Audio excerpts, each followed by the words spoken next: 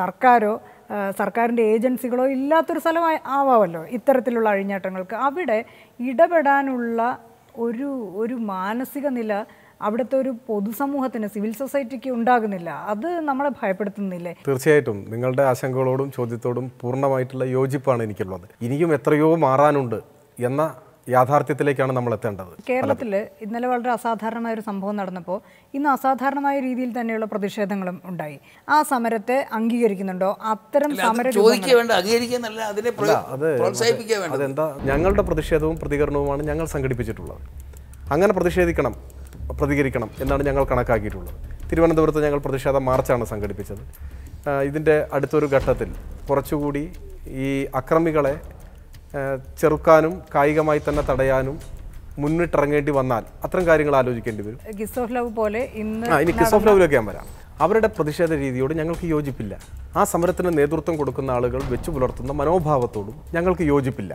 തീരെയും അടിച്ചമർത്തപ്പെടുമ്പോഴാണ് അത്തരത്തിലുള്ള ചുംബന സമരങ്ങൾ ഉണ്ടാകുന്നത്. അപ്പോൾ ഇതിനകത്ത് കൂടുതലും വന്നിരിക്കുന്നത് ചുംബനത്തിനെ ആഘോഷിക്കാൻ വന്നവരല്ല, അവരുടെ സ്വാതന്ത്ര്യത്തിനെ പ്രഖ്യാപിക്കാൻ വന്നതാണ്. അങ്ങനെ ഒരു സ്വാതന്ത്ര്യ പ്രഖ്യാപനം സമൂഹത്തിൻ്റെ പങ്കാളിത്തത്തോടു കൂടി വരണമെന്ന് തന്നെയാണ്. അതിലൊരു കക്ഷി രാഷ്ട്രീയ ഭേദമന്യേ അവിടെ ഒരു സപ്പോർട്ട് വരണം. അത്തരം സപ്പോർട്ട് വന്നില്ല എങ്കിൽ പോലും സ്ത്രീകൾ ഇതിൽ നിന്ന് പൊതുവിടങ്ങൾ ഉപയോഗിക്കുന്നതിൽ നിന്ന് പിന്നോട്ട് പോകുന്നതിനെ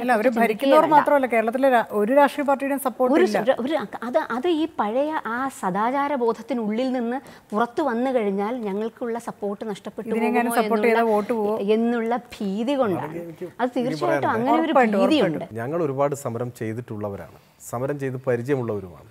ഞങ്ങൾ എന്തെങ്കിലും ഒരു വിഷയം കേട്ടപ്പോൾ പെട്ടെന്ന് ഒരു ഉൾവിളി ഉണ്ടായിട്ട് എന്നാൽ പിന്നെ അങ്ങ് പ്രതിഷേധിച്ച് കളയാമെന്ന് തീരുമാനിച്ചവരല്ല. എന്തുകൊണ്ടാണ് ഞങ്ങൾ ചുംബന സമരത്തോട് യോജിപ്പില്ല എന്ന് പറഞ്ഞത്?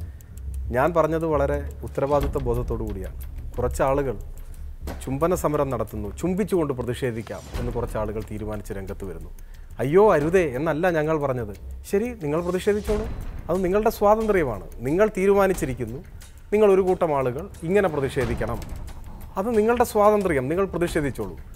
അതിന് ഞങ്ങൾക്ക് വിയോജിപ്പില്ല.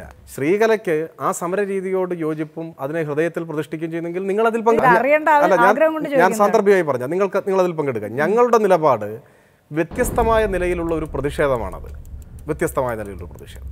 അങ്ങനെ പ്രതിഷേധിക്കണം എന്നൊരു കൂട്ടം ആളുകൾ തീരുമാനിച്ചു വരുന്നുണ്ടെങ്കിൽ നിങ്ങൾ പ്രതിഷേധിച്ചു കൊള്ളുക. ഞങ്ങൾ പറഞ്ഞത് ഞങ്ങളുടെ നിലപാടാണ്. ഞങ്ങൾക്ക് ആ സമരരീതിയോട് യോജിപ്പുണ്ടായിരുന്നെങ്കിൽ അതാണ് ഉദാത്തമായ സമര മാതൃക എന്ന് ഞങ്ങൾ കരുതുന്നുണ്ടെങ്കിൽ ഞങ്ങളതങ്ങ് നടത്തും. ഞങ്ങളത് നടത്തിയിട്ടില്ല. ഞങ്ങൾ നടത്താതിരുന്നത് എന്തുകൊണ്ടാണ്?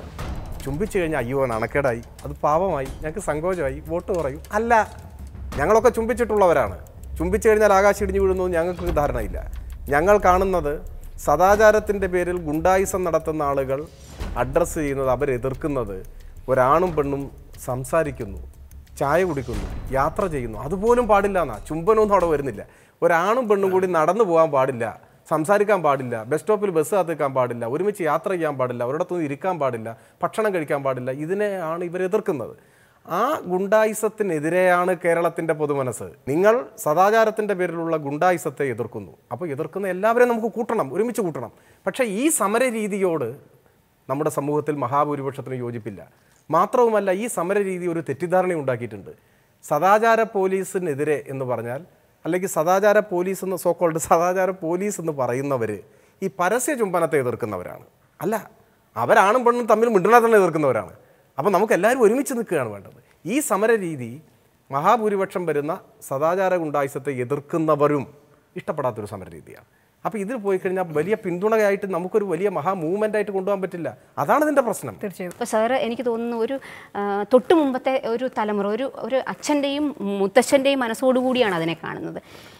ഞാനതിനെ ഒരു അമ്മയുടെ മനസ്സോടുകൂടി കണ്ടാൽ ഒരു പക്ഷേ ഞാനതിനെ എതിർക്കാനുള്ളൊരു സാധ്യതയുണ്ട്. പക്ഷേ ഞാനിപ്പോൾ അതിനെ ഒരു അമ്മയുടെ മനസ്സോടുകൂടി കാണുന്നില്ല. ഞാനൊരു സ്ത്രീയുടെ, ഒരു പെണ്ണിൻ്റെ അവകാശങ്ങൾ നിഷേധിക്കപ്പെടുന്നവളുടെ മനസ്സോടുകൂടിയാണ് കാണുന്നത്. പൊതുനിരങ്ങളിൽ പോയി ചുംബിക്കണമെന്ന് എനിക്ക് അതിനോട് വലിയൊരു താല്പര്യമില്ല. പക്ഷേ അങ്ങനെ ചുംബിക്കുന്നവരെ കണ്ടാൽ എനിക്ക് സങ്കോചം തോന്നുകയില്ല. തീർച്ചയായിട്ടും റെസിസ്റ്റ് ചെയ്തേ തീരുള്ളൂ. അവർക്ക് മനസ്സിലാകുന്ന ഭാഷയിൽ റെസിസ്റ്റ് ചെയ്യണം. ഞാൻ ഒരു തുറന്ന സമൂഹത്തിൻ്റെ ഭാഗമായിട്ട് ഇവിടെ ജീവിക്കുന്ന ആളാണ്. സ്വതന്ത്ര ഭാരതത്തിൻ്റെ ഒരു റെസ്പോൺസിബിൾ സിറ്റിസൺ. ഞാൻ ഫണ്ടമെൻ്റൽ റൈറ്റ്സ് മാത്രമല്ല, ഫണ്ടമെൻ്റൽ ഡ്യൂട്ടീസും വായിച്ചുള്ള ആളെന്നുള്ള നിലയിൽ ഞാൻ എന്ത് വസ്ത്രം ധരിക്കണം, ഞാൻ എന്ത് ഭക്ഷണം കഴിക്കണം, ഞാൻ ആരോട് സംസാരിക്കണം, എവിടെ ഇരിക്കണമെന്ന് തീരുമാനിക്കാൻ ആർക്കും അവകാശമില്ല. ഞാനത് സമ്മതിച്ചു കൊടുക്കാൻ പോകുന്നില്ല. അങ്ങനെ തടയുന്ന ആളുകളെ ഫാസിസ്റ്റുകാർ തന്നെയാണ്. അവരെ മുദ്രകുത്തി അവരെ തടയണം. പോലീസ് ചെയ്തില്ലെങ്കിൽ പോലീസിൻ്റെ ജോലി സിവിൽ സമൂഹം ഏറ്റെടുക്കണം. അതിനുള്ള തൻ്റെ ഇവിടെ ഉള്ള ഇടതുപക്ഷ പ്രസ്ഥാനങ്ങൾക്ക് മറ്റ് പ്രസ്ഥാനങ്ങളുണ്ടെന്ന് ഞാൻ വിശ്വസിക്കുകയാണ്. സ്ത്രീകൾക്ക് ആവശ്യമായ സംരക്ഷണം കൊടുക്കുക എന്ന് പറയുന്നത് പോലീസിൻ്റെ മാത്രം ചുമതലയല്ല, സമൂഹത്തിൻ്റെ മൊത്തം ചുമതലയാണ്. നിങ്ങൾ എന്ത് കഴിക്കണം, ഇതിലേക്കൂടെ നടക്കണം, എവിടെ ഇരിക്കണം, ആരോട് സംസാരിക്കണം, കുട പിടിച്ചിരിക്കാൻ പാടില്ല. എന്താ ഇത്, വെള്ളരിക്കപ്പെട്ടണോ? ഇത് തീർച്ചയായിട്ടും ഇത് തീർത്തേതിരുള്ളൂ. പോലീസിനെ കൊണ്ട് സാധിച്ചില്ലെങ്കിൽ അപ്പുറത്തുള്ളവർ വരണം, ഇല്ലെങ്കിൽ ജനങ്ങൾ കൈകാര്യം ചെയ്യണം. നന്ദി Shri M Swaraj, doctor P J Alexander, Shri Aneeshya Jayadev. ജനാധിപത്യത്തിലും പൗരസ്വാതന്ത്ര്യത്തിലും വിശ്വസിക്കുന്ന മുഴുവൻ മനുഷ്യരെയും ഭയപ്പെടുത്തുന്നതാണ് മറൈൻ ഡ്രൈവ് സംഭവം. ഇനി ഇത്തരമൊരു കുറ്റകൃത്യം ആവർത്തിക്കാൻ തോന്നാത്ത തരത്തിൽ കുറ്റവാളികൾ മാതൃകാപരമായി ശിക്ഷിക്കപ്പെടുക തന്നെ വേണം. ഈ എപ്പിസോഡ് ഇവിടെ പൂർണ്ണമാവുന്നു. നമസ്കാരം.